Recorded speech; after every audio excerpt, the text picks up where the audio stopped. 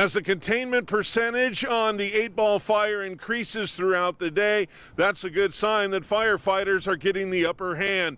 Due to the high winds and due to the critical need to have air tankers at other fires in the Texas Panhandle, on Thursday, firefighters used a ground and pound approach to combat the 8-ball fire. So not only Texas Forest Service, but the local volunteer fire departments are around assisting and making sure that we can go alongside the flanks, so the sides of the fire, to try to prevent spread and get our perimeter contained. I don't think people understand how much heavy equipment is involved in fighting a fire when they can't give us air support, but they do stay in contact with us and with Clarendon to let us know what's being done. We're following behind and looking at hot spots where the fire was at its worst, just giving our eyes on all that and making sure that everything is snuffed out. An evaluation to be conducted by the Incident Command and the Reevaluate Operations Team will be conducted later on Thursday to determine if air tankers need to be brought back to the 8-ball fire. The scoopers and the air tankers can come back. It's going to be pilot discretion with the weather and the wind events, but we did have aircraft up on the Lavender fire, and so there is a potential that they can head this way, weather dependent. The wind in our minds for any firefighter is the devil, and right now, again, the winds are high. We're expected to have high winds in the next couple days. For residents who are impacted by the 8-ball fire, along with firefighters who are assigned to battling this wildland fire, all they can hope for is that the winds calm down beginning on Saturday. Reporting from Donnelly County, I'm Drew Bell, ABC 7 News. After the fire, I'm Abby Molina in Potter County. The Lavender fire burned right up to this property, blackening the ground just yards away from this home. While neighbors were evacuating, this couple made the decision to stay. While they're grateful their property is still standing, they're thankful they made it through safely. Tammy Wallace and her husband were not worried at first until they saw the flames near their home in Valle de Oro. We realized that the fire had crossed the highway and was right up against our property fence, and it was back behind the house. So we left and went to the Bushland Cutoff and realized that we didn't have a place to take our big dogs. So we turned around and came back home, and when we got home, there was a fire truck and firefighters all over the place. Tammy also says she watched over her neighbors' houses and reassured them that the flames had not destroyed them. They weren't allowing people to come out and see their houses, and they were asking me, well, I mentioned that a travel trailer on the property next to us had burned, and I didn't think that just to the north of us there are 2 travel trailers where people are living in them. And I scared the lady she was thinking that it was her travel trailer that had gone up. Tammy's husband Brian says their house is still standing thanks to the hard work of first responders. They had posted up a fire truck here, and the fire truck was from Beaver County down by San Antonio, and these guys were just unbelievable. Unbelievable. I'm a retired cop, and there's always that competition going on between the cops and the hose draggers, but no, those guys literally saved our house. In Potter County, Abby Molina, ABC 7 News. Wildfires have caused Oklahoma to declare a state of emergency. I'm Jose Alcala, where the Ranger Road fire has swept through in Beaver County. The fire started late Tuesday morning and has traveled northeast into Kansas. Over a total of 145,000 acres have been burned, 100,000 of those being in Oklahoma. Bryce Boyer with the Oklahoma Department of Agriculture, Food and Forestry says crews are still working to bring it under control. We have had some aerial support today. The winds have been a little bit lower, especially this morning. So, we're still working to kind of map it, get a better accurate look at acreage as well as what we're dealing with as far as containment. But that it has been very, very fluid and will be until we can kind of get our arms around them a little bit better. According to the Office of Emergency Management in Beaver County, structures and livestock have been lost but cannot confirm exactly how many. No civilian injuries have been confirmed by agencies, but reinforcements have been called to help contain any more outbreaks in the area and assist along the Kansas border. Wednesday and Thursday are also elevated fire risks. So we are seeing elevated risks today as well as tomorrow. That will move. Instead of being just over Northwest Oklahoma, it will become more of a statewide concern. So we'll definitely have our crews out here in Northwest Oklahoma helping with these fires as long as they're needed. The Office of Emergency Management says once the fire is controlled and agencies are able to map the data, they will provide more precise information. In Beaver County, Jose Alcala, ABC 7 News. They got me going that one time, just bounded on my door, say, you gotta leave, you gotta leave.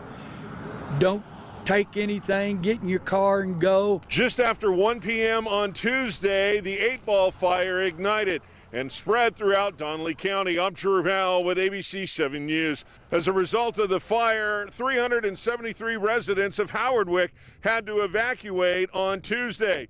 Fast forward less than 12 hours later, and at 2 a.m. on Wednesday morning, residents were asked to evacuate once again. I was very, very impressed with the notifications, and I was very impressed also when the cavalry came running, and when we evacuated, I was amazed because I had never seen a level like that of response. The fire is so tremendous there, causing all kinds of trouble. I don't even know if my house is still standing or not, because when I had to leave, it was coming to my backyard. The attack is on the ground and through the air as multiple agencies are using their resources and equipment to get the upper hand on the 8-ball fire. We really focused on what we call flanking the fire, so on the sides of it. With it being so windy, it's very dangerous to be at the front, the head of the fire. Our strategy with the wind was to contain and make sure that we had the residential areas prepared. For those who evacuated, they have no choice but to wait and continue to monitor updates to see what progress is being made on the 8-ball fire.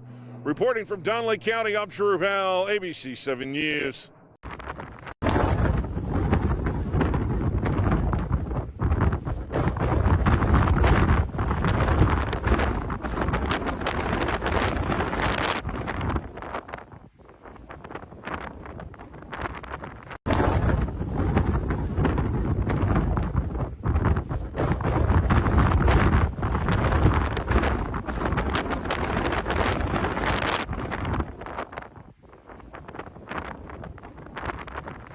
We're here in Chelsea where fire crews say they've been working on this fire for 2 days now. They say the blaze has burned about 200 acres or a little bit more, but they say containment is at 80%. We have about, like I said, over 200 acres of trees on fire. It's very heavy wood, so even these trees that aren't showing fire can be on fire in the middle of it, burning plumb to the top and throwing embers off into the unburned area. We're just hoping to be able to keep everything contained with the wind staying up. We know the wind's supposed to die about 2 a.m., but we're still having some spot fires. But moving forward, we're just trying to keep everybody safe and make sure that the fire stays contained. It's gotten around a bunch of houses, about 8 to 10 in this area. We did do some evacuations in this area, but luckily no structures were lost. Now, officials tell us that this fire originally started in Craig County and it moved over to Rogers County. Now the fire is in 2 different places with different crews from Veneta and different areas coming over to help. The forestry's here with 2 bulldozers.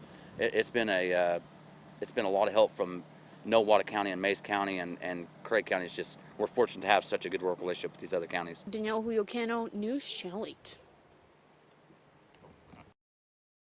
Now, those wildfires do continue to consume parts of the Panhandle tonight, including a massive fire in Beaver County, destroying more than 283,000 acres so far. Same fire injured 3 Ralston volunteer firefighters. Fox 25's Emma McAndrews met with one of those firefighters today. Joins us live in studio. Emma, how's he doing?